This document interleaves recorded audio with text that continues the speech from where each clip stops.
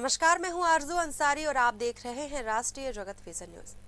प्रधानमंत्री नरेंद्र मोदी ने एक बयान में कहा कि नए बहुमंजिला सांसद आवासों में 180 से अधिक सांसद एक साथ रह सकेंगे, जिससे उन्हें काम पर अधिक ध्यान केंद्रित करने में सुविधा होगी। उन्होंने बताया कि पहले किराए की इमारतों में चल रहे मंत्रालयों पर सरकार को हर साल लगभग 1500 करोड़ रुपए का खर्च आता था। पर्याप्त आवास न होने से भी सरकारी खर्च बढ़ रहा था। 2014 से 2024 तक कोई नया आवास नहीं बना, लेकिन अब इसे अभियान के रूप में लिया गया और अब तक लगभग 350 सांसद आवास तैयार किए जा चुके हैं। जिस नए आवास में प्रवेश करेंगे, अभी मुझे उसका एक सैंपल फ्लैट देखने का मौका मिला। मुझे पुराने सांसद आवासों को देखने का भी मौका मिलता ही रहा है। पुराने आवास जिस तरह बदहाली का शिकार होते थे, सांसदों को जिस तरह आए दिन परेशानियों का सामना करना पड़ता था, नए आवासों में गृह प्रवेश के बाद उससे मुक्ति मिलेगी।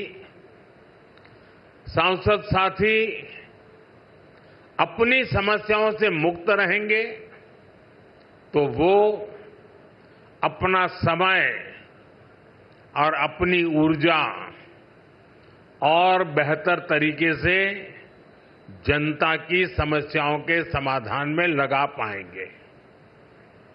साथियों, आप सभी जानते हैं, दिल्ली में पहली बार जीत कर आए सांसदों को घर अलॉट करवाने में कितनी कठिनाई आती थी। नए भवनों से ये परेशानी भी दूर होगी। एक मल्टी स्टोरी बिल्डिंग्स में 180 से ज्यादा सांसद एक साथ रहेंगे। साथ ही इन नए आवासों का एक बड़ा आर्थिक पक्ष भी है। अभी कर्तव्य भवन के लोकार्पण पर ही मैंने बताया था, अनेक मंत्रालय जिन किराए की बिल्डिंग में चल रहे थे, उनका किराया ही करीब 1,500 करोड़ रुपए साल भर होता था। ये देश के पैसे की सीधी बर्बादी थी।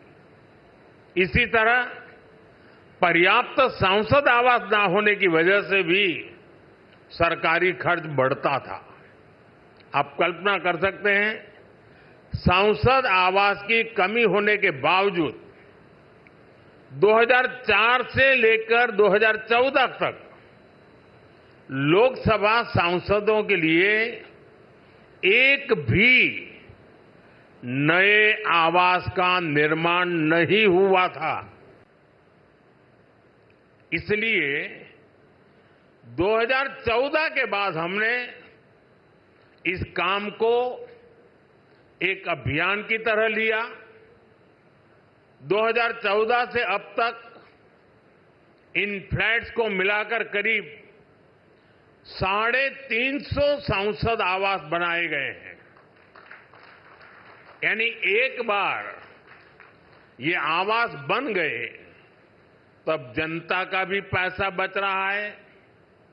साथियों, 21वीं सदी का भारत जितना विकसित होने के लिए अधीर है, उतना ही संवेदनशील भी है।